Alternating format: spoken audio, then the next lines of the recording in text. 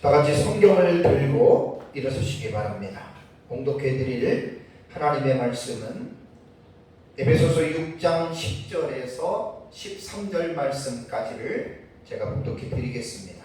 이것은 하나님의 말씀입니다.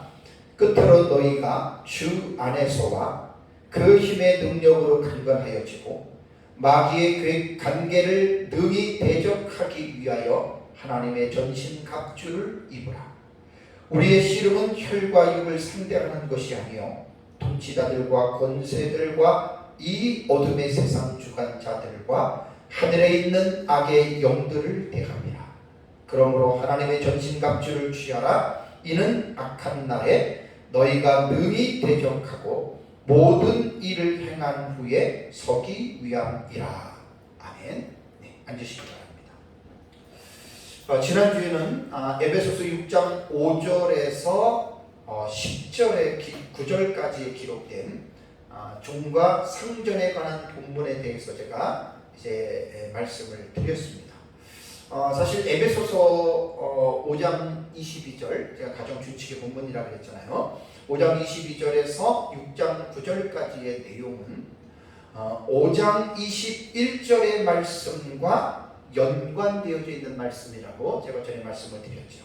5장 21절에 그리스도를 경외함으로 피차 복종하라라는 이제 이 말씀이 있습니다. 그러니까 5장 21절에 그리스도를 경외함으로 피차 복종하라라고 하는 이 복종의 교훈이 5장 22절 가정의 준칙의 본문과 6장 5절과 9절의 상전들과 종들에 관한 준칙의 본문에 피차가 복종하라라고 하는 이제 이러한 내용의 말씀으로 이제 영향을 미치고 있다라고 하는 말입니다.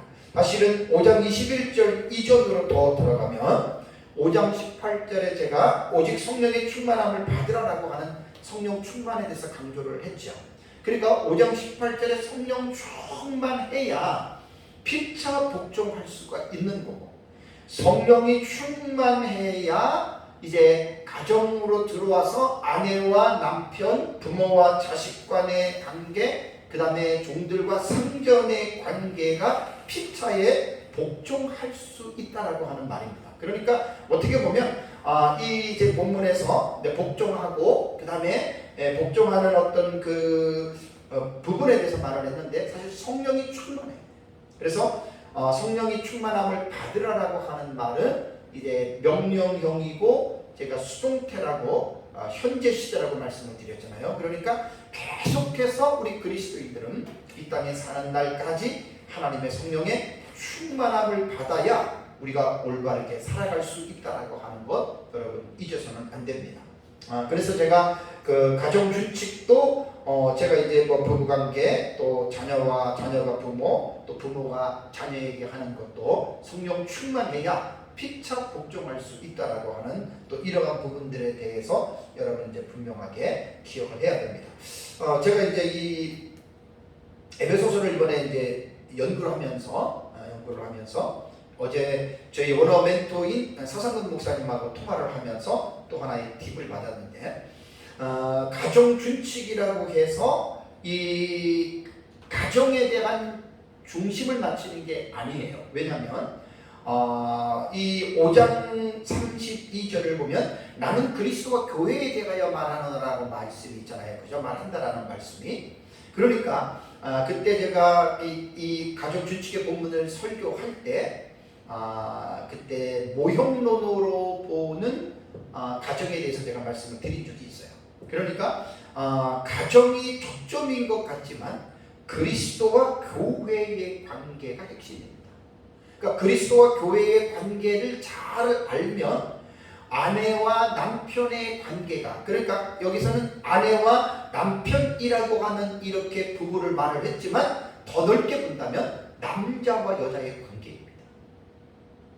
그 다음에 이제 또 자녀와 부모의 관계는 세대에 대한 관계입니다. 세대에 대한 관계. 어른 세대와 자녀 세대.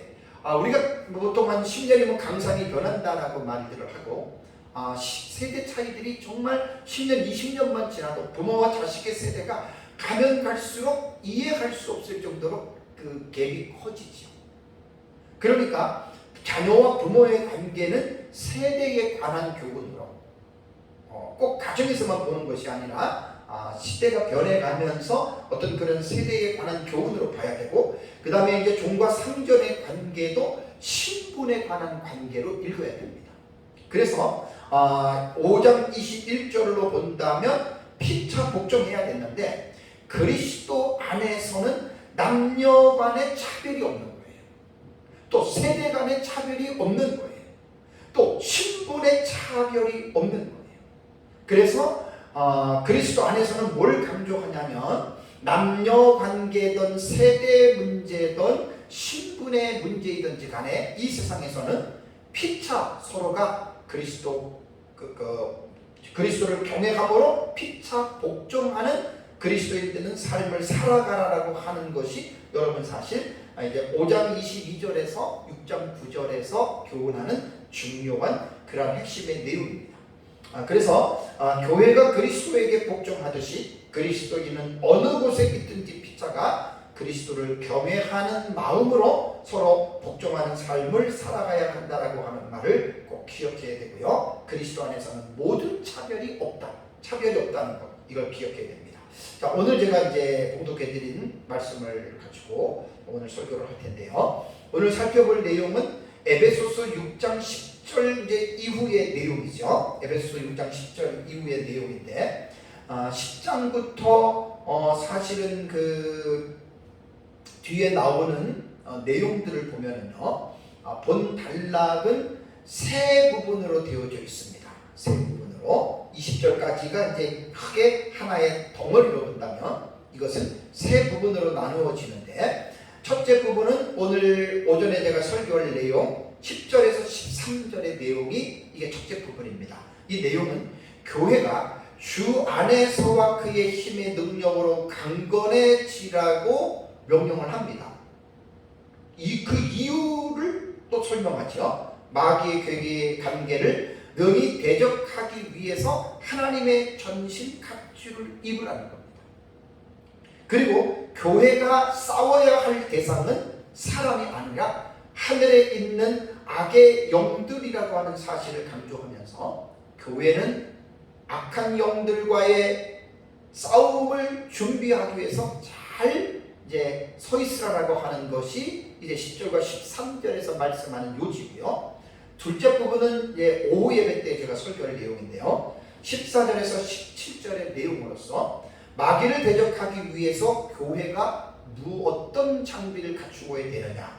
그래서 이제 이 세상에 전쟁하는 그 전쟁터에서 군인들이 갖추는 그런 장비들을 예를 들면서 영적인 어떤 갖추어야 할 그런 장비들에 대해서 말을 하는데, 그것을 하나님의 전신 갑주라고 말을 했습니다. 그것이 이제 14절에서 17절에는 6가지의 장비에 대한 설명을 합니다. 다음에 이제 셋째 부분은 다음 주에 제가 설교할 내용인데요. 18절에서 20절의 내용으로서 성도들과 바울 자신을 위하여 항상 성령 안에서 깨어서 기도하고 있으라는 거예요. 그러니까 여기서 셋째 부분은 하나님의 전신갑주의 7번째로 속하는 내용이 아니라, 성도들은 늘 기도해야 된다는 거예요. 성령 안에서 항상 깨어서 기도해야 된다고 하는 것을 이제 설명을 하고 있습니다. 자, 이제 본문에 대한 이 부분에 대해서 이제 제가 주의를 하겠습니다. 우선 10절 말씀을 먼저 보겠습니다. 10절을 보면 끝으로 너희가 주 안에서와 그 힘의 능력으로 강건하여지고라고 말했습니다. 여기 끝으로라고 하는 말은 마지막으로라고도 이렇게 번역이 되는데요. 로이폰이라고 하는 이 단어는 이제부터, 마지막으로, 그러므로 등 이렇게 번역이 되는 단어입니다. 그러니까 여기에서 사도 바울이 6장 10절에서 이 마지막으로 혹은 끝으로라고 하는 이 의미가 있습니다. 이것은 제가 에베소서를 쭉 이제 주의 설교를 여기 계속하고 있기 때문에 4장 1절 말씀 기억나시죠? 4장 1절 말씀에 보면은 그러므로 주 안에서 갇힌 내가 너희를 권하노니 너희가 부르심에 받은 일을 합당하게 행하여. 그러니까 에베소서는 크게 1장에서 3장, 4장에서 6장까지 두 파트로 구분이 된다 그랬죠. 그래서 에베소서의 사실 주제는 교회에 관한 내용입니다. 그러니까 성도라기보다도 교회에 관한 내용. 그러니까 교회의 멤버가 성도잖아요. 그래서 교회론이고 교회에 관한 내용이기 때문에 이 에베소서를 읽을 때에 교회를 염두에 두고 먼저 읽어야 됩니다. 그러니까 성도 각 개개인을 향해서 하는 교훈보다도 교회라고 하는 그리스도의 몸인 공동체를 염두에 두고 읽어야 됩니다. 그래서 제가 오늘도 이제 하나님의 전신갑주를 말을 할 때에 전에는 뭐 그리스도인 성도라고 이렇게 말해서 성도가 뭐 예를 들어서 전신갑주를 보호장비를 취해야 된다고 전부 다 제가 교회로 바꿨습니다. 그러니까 교회로 보는 것이 옳습니다. 그래서 4장 1절부터 부르심에 부름받는 일에 합당하게 행하라. 교회가 어떻게 세상에서 행해야 되느냐, 물론 성도들이 이제 어떻게 살아야 할 것인가의 것으로 또 우리는 연결해서 생각해 볼 수가 있습니다. 그래서 4장 1절부터는 행함의 문제죠. 어떻게 doing의 문제입니다. 어떻게 살아야 하느냐. 그래서 이제 4장부터 쭉 지금까지 제가 설교를 했던 거예요. 그리고 나서 이제 6장 10절에서 끝으로라고 하는 말은 4장 1절에 시작된 그 이후부터 구원받은 성도들이 어떻게 살아야 할 것인가에 대한 교훈으로서 마지막으로 바울이 에베소 교회 성도들에게 권면하는 말씀이라는 뜻입니다. 끝으로라고 하는 의미가. 그래서 10절을 가지고 구문론으로 제가 말씀을 드리면 이제 너희는 주구가 이제 너희가 되고요. 이건 뭐 확실하게 드러나지 않았지만 술부 동사라고 하는 부분이 강건하게 되어라. 그러니까 10절 내용에서 중요하게 우리가 이 문장을 딱 추릴 수 있는 것은 너희가 강건하게 되어라. 그러면 어떻게 강건해야 됩니까? 주 안에서 강건해져야 되고, 그 다음에 그의 힘의 능력 안에서 너희는 강건하게 되어준다. 이것은 뭐냐면 교회를 먼저 보는 거예요. 교회가 주 안에서 혹은 그의 힘의 능력 안에서 지상의 교회는 강건해져야 된다라고 하는 말이 다시 10절에서 말하고 있는 중요한 의미입니다. 여기서 이제 동사를 강건하게 되어라라고 하는 엔디나스무스라고 하는 이 단어는 엔디나모에서 이게 원형이 엔디나모인데요. 명령형 현재 수동태입니다. 제가 동사가 나오면 동사를 자세하게 제가 여러분들에게 풀어서 말씀을 드리는 이유는 움직임을 표현한 품사인 동사는 헬라어 같은 경우는 아주 구체적이고 세부적으로 6가지의 파트를 정확하게 적시하고 있습니다. 그래서 헬라어를 우리가 이제 공부할 때, 그 다음에 또 이제 성경을 볼 때에 동사가 나오면 이 헬라어 동사는 어떻게 묘사를 했는지를 분명하게 봐야 이 움직임에 대한 모든 것들을 자세하게 정확하게 이해할 수가 있다라고 하는 말입니다. 그러니까 여기서 보면은 동사를 정확하게 우리가 읽는다면 우선 이제 강건해져야 된다라고 하는 이 의미를 먼저 설명을 좀 하고 그 다음에 이제 동사에 대한 그 부분에서 자세하게 말씀을 드리겠습니다. 자, 어디에서 강건해져야 되냐면 주 안에서와 그의 힘의 능력으로 강건해지라 그랬죠. 여기에서 주 안에서는 엔 그리스도 예수 그리스도 아니고 또 그의 힘의 능력도 예수 그리스도의 능력을 말합니다. 그러니까 교회는 예수 그리스도 안에서 또 예수 그리스도의 그 능력으로 교회는 강건해질 수 있다. 이거를 꼭 명심해야 됩니다. 에베소서 1장 19절에 제가 오래전에 설교할 때 거기 보면은 에베소서 1장 19절을 보면 그의 힘의 능력이라고 하는 부분이 나오거든요. 에베소서 1장 19절 이하도 대단히 중요한 본문이에요. 그때 제가 이 본문을 설교할 때 여러분들에게 자세하게 설명을 했는데 에베소서 1장 19절에 나오는 그의 힘의 능력이라고 하는 이 excuse out라고 하는 이 단어는 하나님의 능력입니다.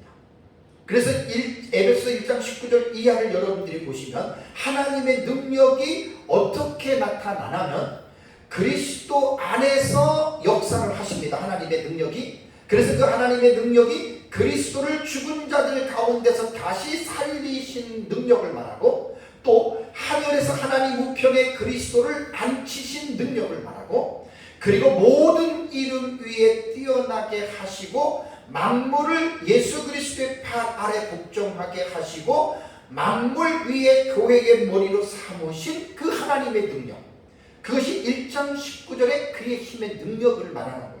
그런데 오늘 본 6장 10절에서 말하는 그의 힘의 능력이라고 하는 말은 주 안에서라고 하는 표현으로 볼 때는 이것이 바로 그리스도에 속한 능력으로 봐야 된다라고 하는 그 말입니다.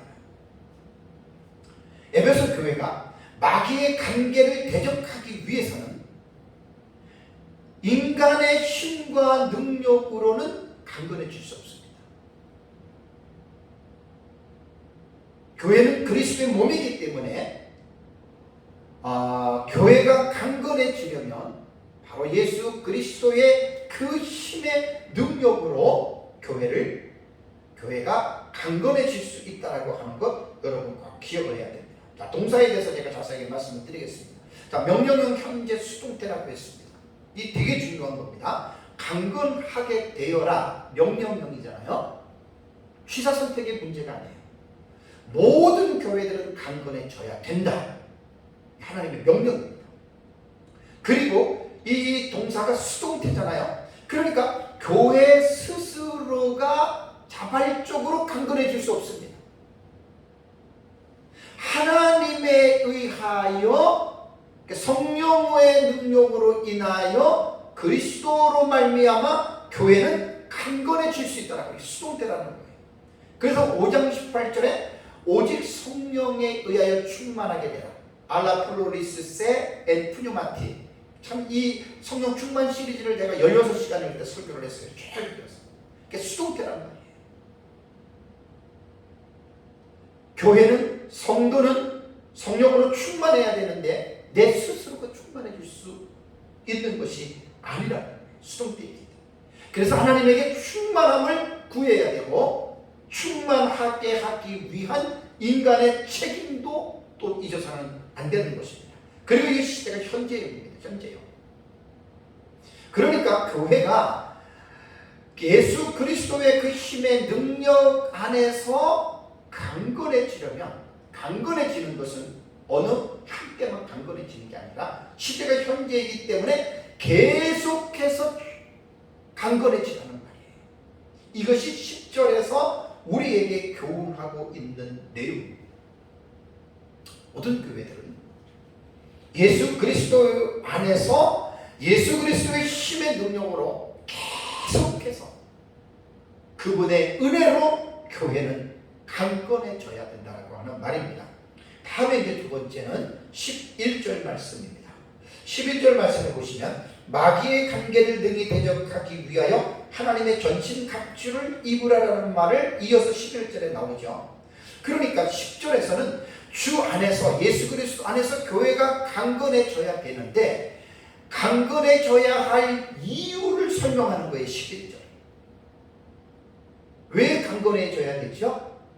11절에 마귀의 관계를 대적하기 위해서 교회는 강건해져야 된다 그 말입니다. 명령이죠.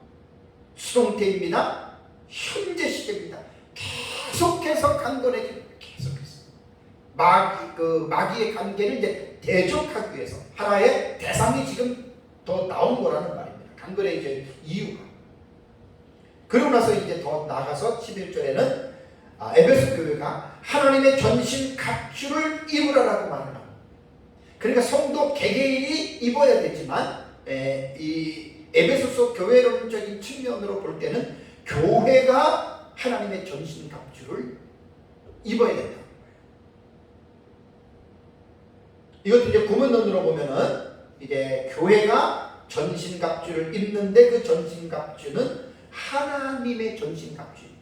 하나님의 소유된 하나님이 주시는 그 전신 갑주를 입어야 되고 그 다음에 왜 전신 갑주를 입어야 되느냐 그 목적이 나오잖아요. 그러니까 전신 갑주를 하면 이유가 되는데 왜 입어야 되느냐라고 하는 그 목적이 너희 마귀의 괴계를 대항하기 위하여 마귀의 관계를 능히 대적하기 대적하기 위하여 하나님의 전신갑주를 입으라는 거예요. 여기에 보면은 이제 엘라어 원문에 보면은 너희가 설 수 있기 위하여, 여기 히스템이라고 하는 요 설 수 있기가 이 대적하기 위하여를 번역에 조금 요 부분이 조금 미약하게 들어갔는데 요 히스템이라고 하는 단어가 3번이 나옵니다. 오늘 이 부분에서 되게 중요한 부분이에요. 그래서 뒤에서 말할 때 내가 이 부분 다시 한번 설명을 하겠습니다. 그러니까 전신갑주를 입는 목적은 마귀의 관계를 대항하기 위해서. 대항하기라고 하는 말은 서는 거예요. 서는 것에 대해서 중요성은 뒤에서 다시 제가 말씀을 드리겠습니다. 사도 바울은 구원받은 에베소 교회가 이 세상에서 이제 성도들이 포함이 됩니다. 이 세상에서 어떻게 살아야 할 것인지에 대해서 이제 교훈하는 가운데에 이제 교회가 이 세상에 존재하는 날 동안에 잊지 않고 명심해야 할 사실이 너희 대적 마귀가 있다는 거예요. 마귀. 본문에서 교훈하는 마귀는 디아볼로스입니다. 디아볼로스. 악한 영의 우두머리로서 아주 이름이 여러 가지예요. 그리고 하는 우리 교회는 마귀가 어떠한 존재이고 어떠한 일을 하는지를 모르면 안 됩니다.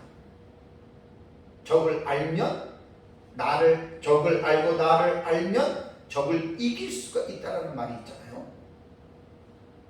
그러니까 이 마귀는 악한 영의 우두머리인데 계시록 12장 9절에 계시록 제가 설교할 때 말씀드렸습니다. 큰 용으로라고도 마귀는 불러요.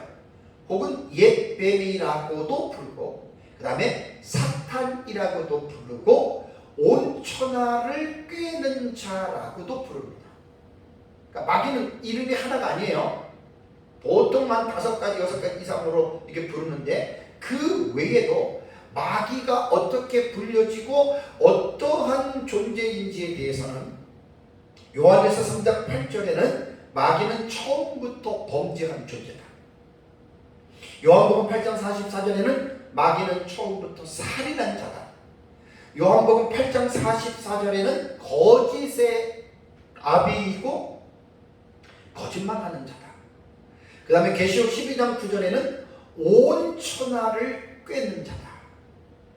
그 다음에 고린도후서 11장 14절에는 광명한 천사로 위장하는 자다 라고 이렇게 말하고 있습니다. 그 다음에 데살로니가전서 2장 18절에 마귀는 하나님의 사역을 방해하는 자입니다. 바울이 데살로니가 교회에 가려고 했는데 막 사탄이 막아버렸어요. 그러니까 이 사탄이 하는 일들을 여러분은 잘 기억해야 됩니다. 교회는. 그 다음에 마가복음 3장 22절에는 마귀는 귀신의 왕이라고 말을 했고요. 그 다음에 에베소서 2장 2절에는 공중 권세를 잡은 자다. 그 다음에 마태복음 4장 5절에는 시험하는 자다. 그래서 예수님을 시험하죠. 또 계시록 12장 10절에는 참소하는 자. 그 다음에 베드로전서 5장 8절에는 성도들의 대적자. 그 다음에 마태복음 13장 19절에는 이 마귀는 악한 자라고 말을 했고요. 계시록 9장 11절에는 무저갱의 사장, 그 다음에 고린도후서 4장 4절에는 이 세상의 신 등 아주 이 마귀에 대한 이 존재와 정체는 정말 상상을 초월할 정도로 활동 범위가 상당히 넓습니다. 그래서 본절에서는 교회를 대적하는 마귀의 관계를 이제 대적하기 위해서는 이 마귀가 어떠한 존재인지에 대해서 어떠한 활동을 하는지에 대해서 분명하게 교회는 이해하고 있어야 됩니다. 여기 보면은 관계라고 하는 이 말은 메도데이아라고 하는 뜻이거든요. 이것은 절차나 방법, 메소드라고 그러죠. 영어는 그 방법을 말할 때, 그다음에 음모 혹은 교활함 혹은 괴계, 우리 트릭을 쓴다 그러잖아요. 괴계, 이런 것들이 이제 관계로 우리말로는 번역을 했습니다. 그러니까 이 마귀의 관계를 대적하라고 했는데 마귀가 교회를, 성도들을 대적하는 그 방법이나 음모나 그 괴계를 보면은 아주 기만적이고 아주 그 어떤 계략이나 간교가 이 아주 상당히 아주 우리 인간이 생각하기 상상을 초월할 정도의 방법을 사용한다라고 하는 말이에요. 그래서 마귀의 계계 속에는 하나님에 대한 불신과 그 다음에 이 세상에 죄악된 삶을 살아가게 하는 미혹의 요소가 포함되어 있어요. 그래서 마귀는 성도들에게 하나님을 불신하게 하고 하나님의 말씀을 불순종하게 하고 죄를 짓게 하는, 이것이 마귀가 여러분 하는 일들이라고 합니다. 그래서 왜 전신갑주를 입어야 되냐면 마귀의 이러한 관계를 교회는 가만히 앉아서 당하고만 있으라는 말이 아니라 대적하라는 거예요.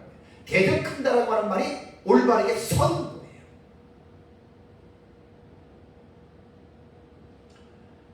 구원받은 우리 성도들이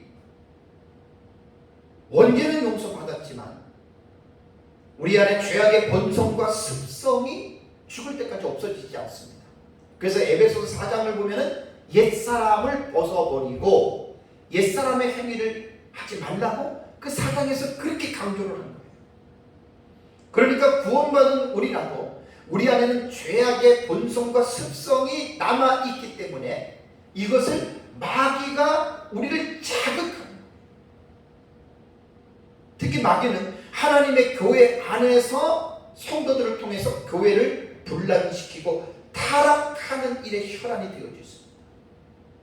교회들마다 문제없는 교회들이 없고요. 그 문제가 크면 클수록 교회가 분열되고 갈라지고 세상 법정까지도 가서 싸우는 참 이런 좀 안타까운 일들이 우리 주변에 종종 있습니다. 그냥 마귀는 교회를 대적하는 거예요. 교회 안의 성도들을 괴롭히는 거예요. 그래서 이러한 마귀의 관계를 능히 대적하기 위해서 교회는 하나님의 전신갑주를 입으라라고 명령하고 있습니다. 명령형입니다. 모든 것들이 동사가. 여기 보면은 대적하기 위하여라고 하는 말이 이 프로스테나이라고 하는 말인데 무엇을 향하여 서다라는 뜻입니다. 그러니까 우리를 공격하는 교회가 교회를 공격하는 마귀를 향하여 든든하게 서 있으라라고 하는 말. 이게 대적하기 위하여라는 말이에요. 든든하게 서 있으라는 말이에요. 이 말의 의미는 마귀의 공격에 물러서지 말고 끝까지 맞서서 싸우라는 거예요. 그러기 위해서 교회는 준비를 해야 될 것이 있는데 그것이 바로 하나님의 전신갑주를 입으라라는 말입니다. 여기 그 전신갑주라고 하는 말이요, 원어에 보면은 파노플리아라고 하는 단어거든요. 파노플리아라고 하는 단어는 두 단어가 합성이 된 거예요. 모든이라고 하는 파스라고 하는 단어와 무기라고 하는 호플론에서 이 단어가 파노플리아라고 하는 단어가 이게 나온 거거든요. 이게 이제 헬라어 문헌들에 보면은 이 우리말로 전신갑주로 번역이 됐는데 헬라어 문헌들에는 중무장한 보병이 갖춘 전투 장비 전체를 말합니다. 그래서 다른 성경에서는 완전 무장을 혹은 온전한 갑옷을 입어라. 그래서 이제 전신갑주 앞에 수식이 된 게 하나님의 전신갑주잖아요. 그러니까 하나님에 의한 완전한 무장을 말하는 거예요. 하나님에 의한 온전한 갑옷을 입으라는 거예요. 왜? 마귀의 관계를 능히 대적하기 위해서. 공격하는 마귀를 향하여 서서 그 마귀와 싸우려면은 하나님에 의한 완전한 무장을 해야 되는데 에베소서에서는 6가지로 구체적으로 말했죠. 진리의 띠, 의의 호신경, 평안의 복음의 신, 믿음의 방패, 구원의 투구, 성령의 검으로 말을 하고 있습니다. 이것은 오후 예배 때에 제가 하나님의 전신갑주에 대해서 6가지를 설교를 합니다. 자, 에베소서에서 사용한 하나님의 전신갑주는 비유적인 의미로서 그리스도인의 영적인 무장을 나타내는데 사용하고 있습니다. 교회에 적은 영적인 존재인 마귀입니다. 하나님의 전신갑주는 오직 주님의 보호로 말미암아 교회가 마귀를 능히 대적할 수 있습니다. 그래서 하나님의 전신갑주는 교회가 악한 날에 악이 횡행하고 무색할 때 마귀의 공격을 능히 대적할 수 있는 유일한 준비가 교회는 하나님의 전신갑주를 입는 것밖에 없다라고 하는 말입니다. 사실 에베소서 4장 이후에 성도들의 삶에 대한 이 교훈에서 마지막으로 교훈하는 이 내용 정말로 중요합니다. 정말 너무너무 중요합니다. 꼭 기억해야 됩니다. 교회에 대적이 있다는 것. 그러나 성경을 볼 때는 예수님께서 말씀하신 대로 어떠한 권세라도 교회를 무너뜨릴 수 없습니다. 교회를 이길 수는 없습니다. 왜냐하면 교회의 머리가 예수 그리스도이시고 교회의 몸이 성도들이 공동체이기 때문에. 여기서 보면은 하나님의 전신갑주를 입으라라고 하는 동사를 살펴볼게요. 이 동사에 입으라라고 하는 엔디사스세라고 하는 이 단어거든요. 원형은 NDO입니다. 이 단어는 명령형으로 되어 있는데 과거 중간태입니다. 과거 중간태. 사실 명령형에서는 과거라는 시제가 사실 사용이 되지 않아요. 그래서 이제 뒤에도 보면은 명령형 과거가 나오는데 이런 동사는 어떻게 해석을 해야 되냐면 명령형에는 과거가 없기 때문에. 그런데 왜 과거를 하느냐? 이 학자들이 이 동사를 분석할 때 이렇게 붙여놨어요. 그래서 이 뜻을 모르는 사람들은 뭐 입으라라고 하는 말이 뭐 과거의 과거형이니까 과거에 입었지 않냐 이렇게 보는데 그게 아니고 명령형에는 이 제가 지난번에도 말씀드린 대로 시제가 적용이 되는 것은 직설법. 과거 같은 경우는 직설법에서만 되고 나머지 법에서는 거의 직설법이 적용이 되지 않아요. 그래서 명령 과거라고 말을 했지만 이거는 이제 그 아오리스트라고 그러죠. 부정형으로 읽어야 돼요. 그래서 뜻이 뭐냐면 단호함 아니면 단회적인 것인데 여기에는 단회적보다는 단호함으로 읽는 게 좋습니다. 그러니까 단호함이라고 하는 말은 강조하는 거예요. 그러니까 하나님의 전신갑주를 입는데 그냥 입으려면 입고 말라면 그게 아니라 분명하게 입으라는 거예요. 확실하게 입으라는 거예요. 교회가 하나님의 전신갑주를 명령형 과거이기 때문에 단호하게 확실하게 입고, 그런데 이게 중간태란 말이에요. 중간태는 아주 묘미가 있잖아요. 자기 자신을 위해서, 교회가 교회를 위하여, 교회 자신을 위해서 전신갑주를 입는데 중간태는 능동태로 해석하라 그랬죠. 그러니까 자원하는 마음으로, 이게 의무와 책임이에요. 능동태라고 말을 할 때에는 그 대상이 책임이 있고 의무가 있는 거예요.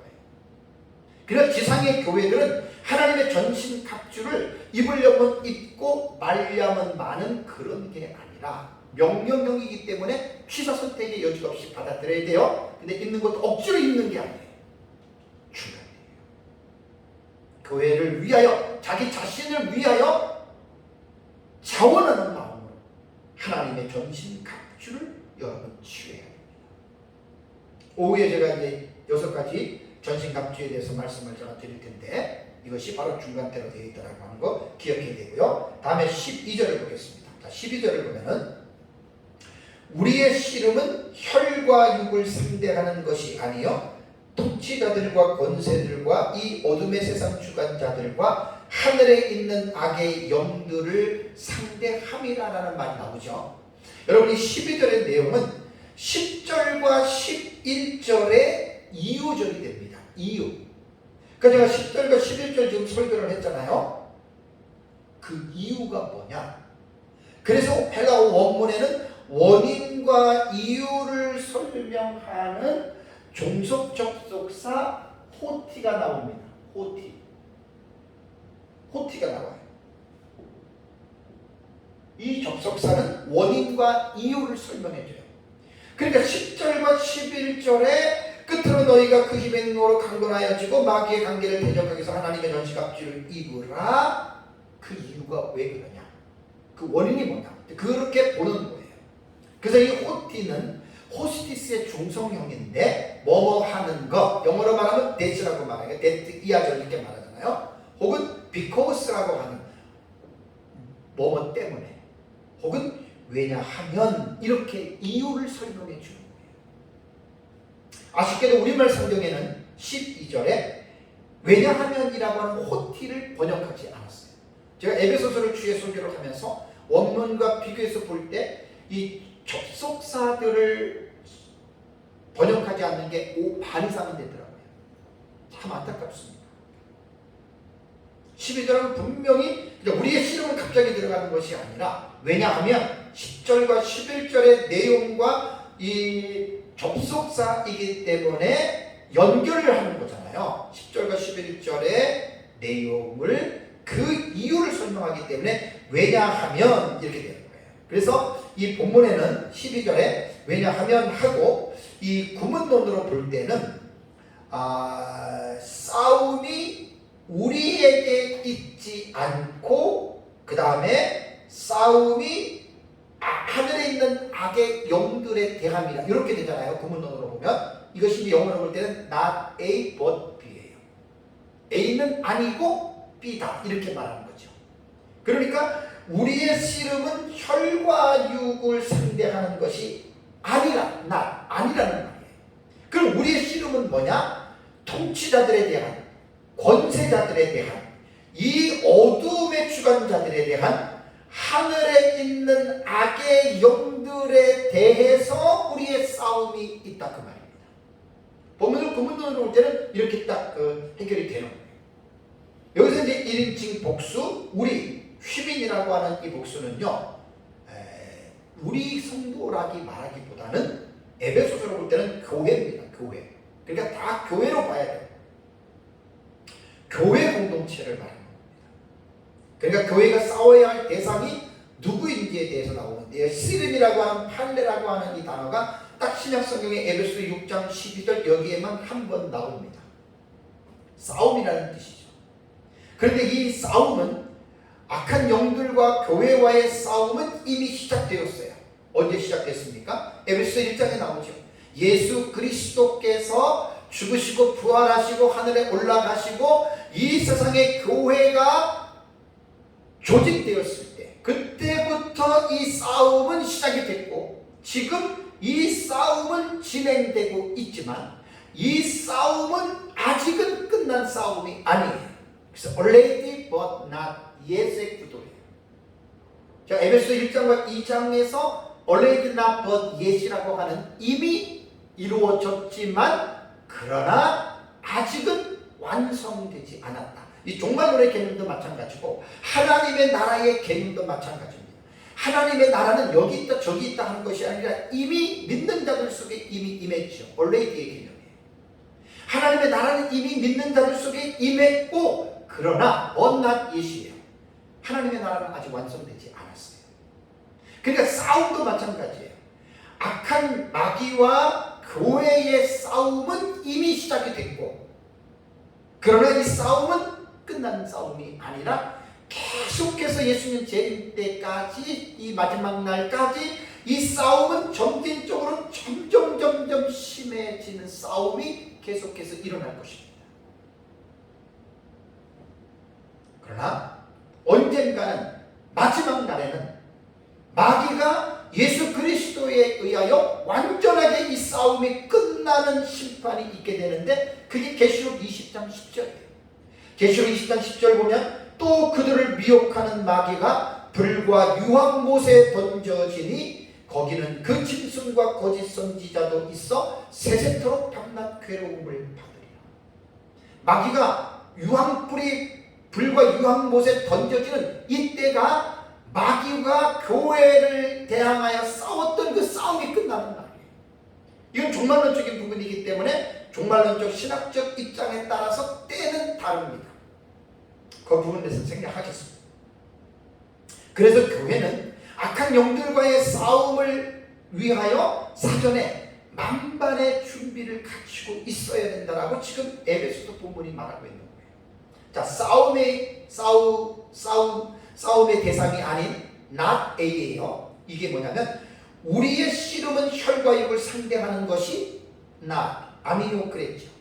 혈이라고 하는 하이마는 피고 육이라고 하는 사르크스는 육체, 플레스를 말합니다. 육체를 말합니다. 그러니까 혈과 육이란 피와 살을 가지고 있는 사람을 말하는 거예요. 그러니까 교회는 이 세상에서 전투적인 어떤 부분이 있는데 교회가 전투하고 싸워야 할 대상은 사람이 아니라는 거예요. 그러니까 교회는 사람과 싸우면 안 됩니다. 교회들이 어떤 세상에서 주변 이웃과 어떤 분쟁이 일어나고 교회끼리 막 사람들과 싸우는 거는 정말 성경을 너무나 이해를 못해서 그래요. 교회는 사람과 싸우는 것이 아니에요. 혈과 육을 상대하는 것이 아니에요. 그 다음에 이제 but be의 구조입니다. 이거다라고 말이죠. 그것이 뭐냐면 12절에 뭐라고 그랬죠? 통치자들과 권세들과 이 어두움의 세상 주관자들과 하늘에 있는 악의 영들을 상대합니다. 교회의 싸움의 대상은 바로 이들이라는 말입니다. 통치자들이라고 하는 이 아르카스라고 하는 이 단어는 태초 혹은 시작 혹은 원인이라고 번역이 되는 단어이죠. 그래서 본문에서는 이 아르케는 권세와 지배력에 대해서 사용을 했는데 이 통치자들로 번역된 아르케는 이 지상에 있는 통치자들을 말하는 게 아니라 초지상적인 세력, 그러니까 영들을 말합니다.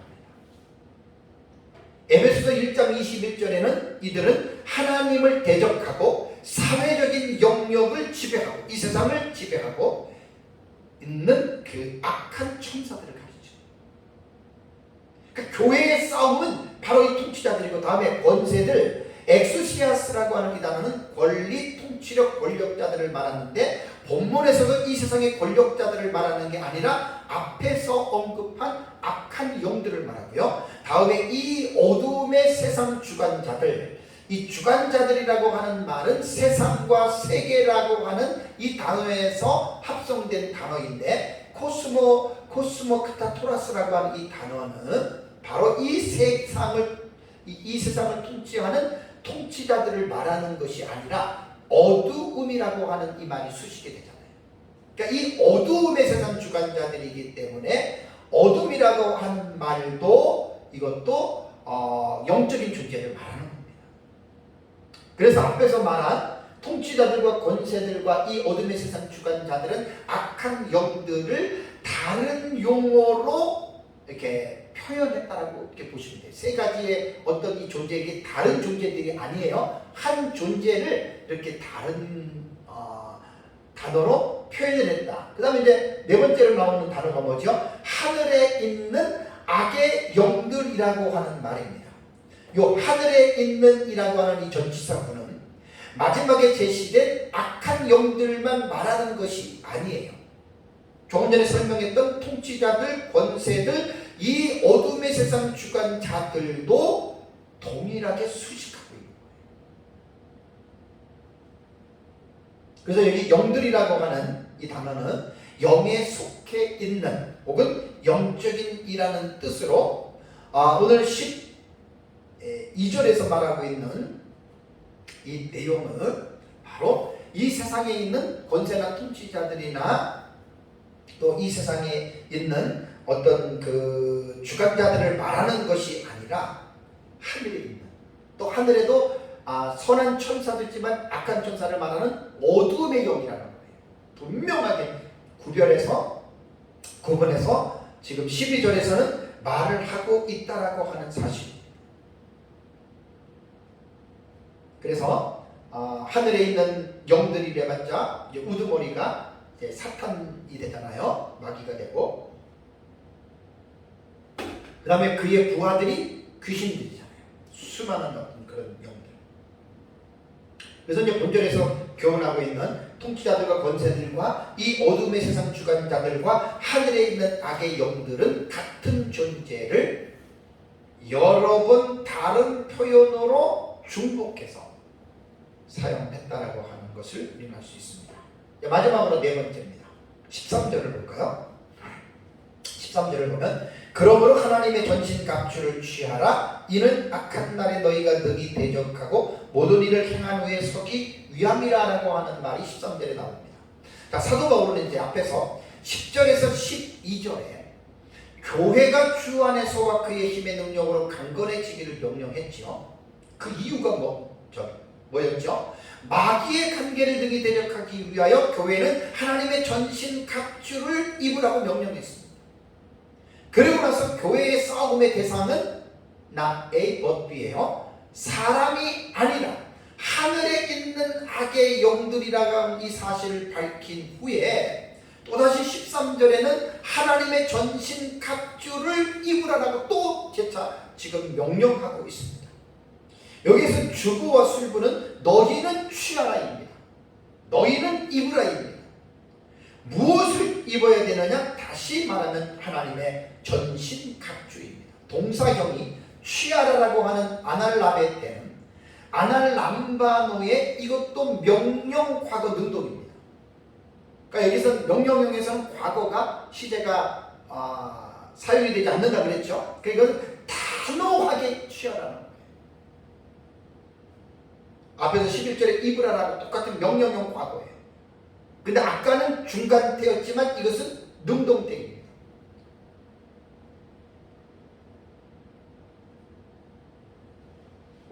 교회가 어두움의 권세에 대항하기 위해서 반드시 하나님의 전신 각주를 입어야 된다.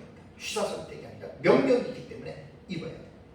억지가 아닙니다. 능동태이기 때문에 자원하는 마음, 자발적으로 교회가 이것을 입어야 된다라고 하는 말입니다. 하나님의 전신갑주를 취해야 할 목적에 대해서 13절에는 두 가지로 묘사하고 있어요. 두 가지. 첫 번째는 뭐냐면 교회가 악한 날에 그 악한 영들을 대적할 수 있기 위하여입니다. 여기에 보면은 대적할 수 있기 위하여라고 하는 말이 참 번역이 조금 이제 좀 그런데요. 이제 뒷부분에서 좀 말씀을 드리고, 어쨌든 여기에 보면은요, 악한 날이라는 말이 있잖아요. 악한 날. 이 악한 날은 뭘까요? 교회가 세상에 존재하는 날, 성도들이 이 세상에 존재하는 날, 악한 영들의 공격에 직면하는 매일매일을 가르칩니다. 오늘도 악한 날입니다. 어제도 악한 날이요. 내일도 악한 날이요. 마귀가 하나님 그리스도의 심판을 받기 전까지는 악한 날이 소속이 되는 거예요. 그래서 이 악한 날에 교회가 이 악한 날에 이 악의 영들을 대적할 수 있기 위해서 첫 번째 목적은 바로 그거예요. 계속해서 공격을 하잖아요. 여기 보면은 대적하고라고 하는 말은 제가 아까 스테미 소다라고 하는 말을 말씀을 드렸잖아요. 그러니까 이게 뭐냐면 뭐뭐에 반대해서 서는 거예요. 그러니까 마귀의 공격에 대해서 이제 맞서는 거를 말을 하는 거거든요. 여기서 대적하고는 이 가정법으로 되어 있어요. 이게 과거형이고 이것은 또 수동 디포트로 나오더라고요. 이게 어떻게 이 동사를 우리는 요리를 해야 되냐면 가정법 과거는, 그러니까 마귀가 교회를 대적할 때 교회는 대항해서 서야 되잖아요. 맞서야 되잖아요. 그런데 여기에 대적하고에서 동사는 가정법 과거는 시간의 개념이 없다 그랬죠. 그러니까 단호하게 맞서라. 쭈삣쭈삣 뭐 이렇게 도망가듯이 맞서는 게 아니라 악한 영이 교회를 공격해 올 때는 단호하게 대적하라는 거예요. 이게 바로 가정법 과거로 하는 거고, 여기에 수동 디포테라는 말이 나오는데 제가 어렵기 때문에 계속 반복해서 설명을 하기 때문에 듣는 사람들은 몇 번 들으면 딱 이해가 돼요. 디포넌트라고 하는 동사는 제가 몇 달 전에도 설교할 때 말씀을 드렸는데, 이거는 디포넌트라고 하는 용어는 참 재밌어요.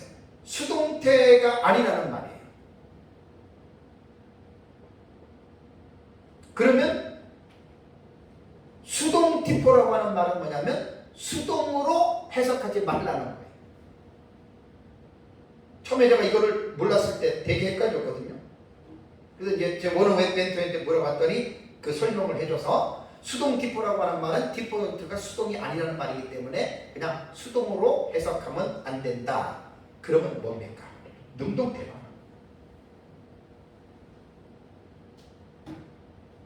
그러니까 이 대적하고에는 이 능동태이기 때문에 교회가 자발적으로 행해야 할 의무와 책임이 있다는 거예요. 왜 제가 동사에서 능동태와 중간태와 수동태를 구분해 주는 줄 아세요? 능동태는 자원에서 자기가 하는 거예요.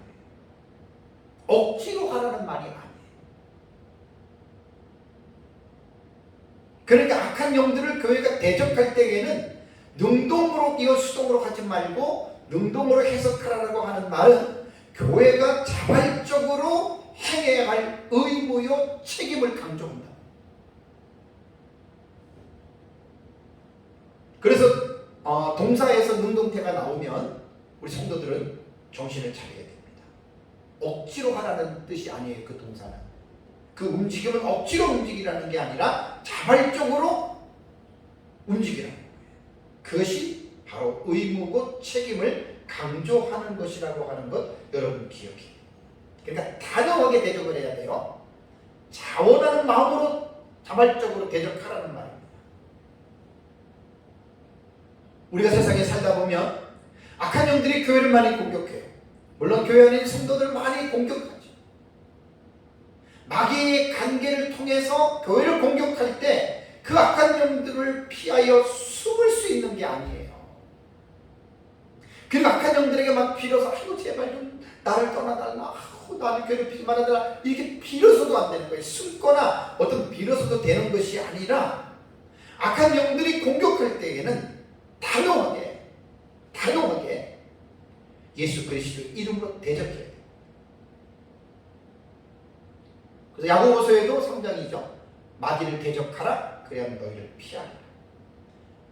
베드로전서 5장 8절에도 믿음에 굳게 서서 저를 대적하라고 이렇게 말을 했지 않습니까? 그러니까 마귀가 우리를 공격할 때 악한 날에 교회가 전신갑주를 취하는 이유가 바로 전신갑주를 입고 악한 날에 악한 영들을 교회가 대적하기 위해서 전신갑주를 입어야 된다라고 이렇게 말했습니다. 두 번째 목적은 이제 모든 일을 행한 후에 서기 위함이라는 말이 나오죠. 자, 그 3절을 보면은 모든 일을 행한 후에 서기 위함이라. 그래서 전신갑주를 입어야 한다는 말입니다. 이게 이제 조금 해석이 조금 제가 좀 애매하다는 걸 아까 전에 말씀을 드렸잖아요. 좀 이제 다시 말씀을 드리겠습니다. 그러니까 여기에 보면은 모든 일을 행한 후에라고 하는 이 말에서 순간적으로 착각할 수가 있어요. 그러니까 모든 일을 행한 후라라고 하는 이 말은 악한 영들과의 싸움을 모두 끝내고 하나님 앞에 이제 서야 되는 것으로 우리가 이렇게 읽을 수 있거든요. 근데 그런 뜻이 아니에요. 그런 뜻이 아니에요. 그래서 어떤 사람들 막 이 본문을 가지고 마지막 때에 하나님의 최후의 싸우고 마지막 하나님의 최후의 심판 앞에 우리가 서기 위함이라고 본문을 해석하는데, 본문은 그렇게 읽는 게 아니에요. 본문에서 교훈하는 것은 악한 영들과 싸우기 위하여 완전 무장, 하나님의 전신갑주인 완전 무장을 다 마치고, 그러니까 악한 영들과의 싸울 준비를 모두 마친 후에 그 뜻입니다.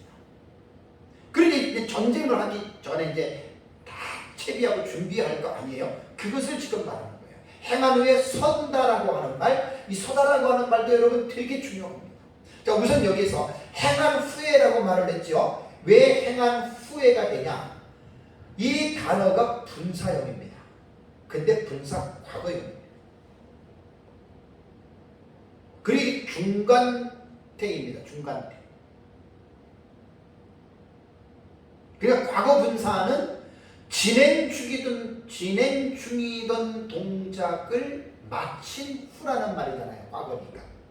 그러니까 악한 영들과의 영전을 준비하기 위해서 하나님의 전신갑주를 입어요. 다 입어요. 그 입고 준비를 마친 그 후에라는 말이죠. 그 다음에 서기 위함이라고 하는 말도 이 동사도 부정사 과거예요. 부정사 과거는 뭐냐면 시간의 개념이 없다 그랬어요. 이것도 단호함으로 읽어요.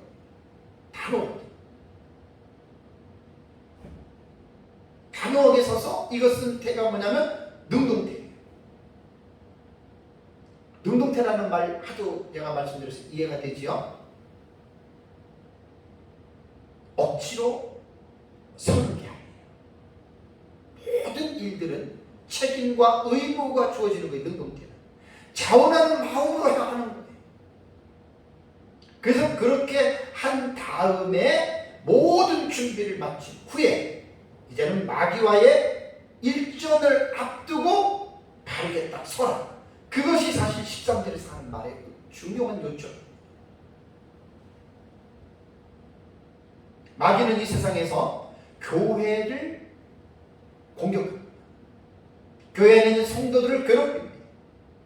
그럴 때 우리가 마귀와의 싸움에서 우리가 이길 수 있는 유일한 방법이 있다면 그것은 하나님의 전신갑주를 입는 것밖에 없어요. 그래서 11절에도 말하고 13절에도 재차 반복적으로 말을 합니다. 마귀가 지배하는 이 악한 세상에서 마귀가 교회를 공격할 때 단호하게 싸우라. 그 다음에 전신갑주를 입는 것은 이제 준비를 하는 거예요. 준비 태세를 완료하라는 거예요. 사실 오늘 이 말씀을 보면 마귀와의 싸움에서 준비를 완전하게 마치는데 그 준비를 단호하게 하는 거예요. 민기적 이렇게 하지 말고 단호하게 준비해서, 그리고 이제 마귀가 딱 공격할 때 교회는 이제 딱 움직임 없이 흔들림 없이 굳게 서라. 그리고 이제 전쟁을 하는 겁니다. 사랑하는 성도 여러분, 악한 영들은 교묘한 관계로 우는 사자처럼 두루다니면서 주님의 몸된 교회를 삼키려고 하고 있습니다. 계속 공격합니다. 바울은 에베소 마지막 단락의 교훈이 에베소 교회가 주 안에서와 그 힘의 능력으로 강건해지라고 교훈을 하고 있습니다. 그 이유는 마귀의 관계를 능히 대적하기 위해서 그렇게 하라는 것입니다. 인간은 완전하지 못하고 무능하고 유한한 존재이기 때문에 인간의 힘만으로는 악한 영들을 이길 수가 없습니다. 그래서 그 악한 영들을 이길 수 있는 유일한 방법이 하나님의 전신갑주를 입는 방법밖에 없다. 그래서 11절과 13절에 두 번째 점 반복해서 하나님의 전신갑주를 입으라라고 말을 했습니다. 단호하게, 자발적으로, 능동태 혹은 중간태로도 나오죠. 그러니까 이런 의미들을 잘 이해하고 이 하나님의 전신갑주를 우리가 이제 교회가 취해야 된다라고 하는 말입니다. 그래서 에베소 본문에는 교회의 싸움의 대상은 혈과 육이 아니라는 것이죠. 교회 싸움의 대상은 혈과 육이 아니라 악한 영들이라고 하는 사실을 분명하게 12절에 말을 하고 있습니다.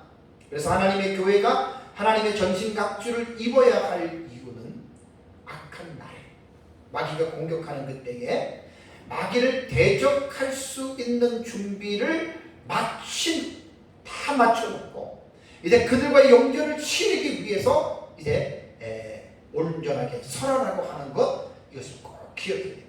그러므로 교회는 이 세상에 존재하는 날까지 우는 사자처럼 우리를 삼키려고 하는 이 악한 영들을 대적할 준비를 위해서 항상 철저하게 준비를 해야 됩니다. 그래서 하나님의 전신 갑주를 입어야 되는데 이 부분은 오후 예배 시간에 제가 말씀을 드리고요. 여러분들이 잘 준비해서 우리가 악한 영들을 잘 대적하여 승리하는 삶을 살아가시기를 주님의 이름으로 축복합니다. 다 같이 기도하겠습니다.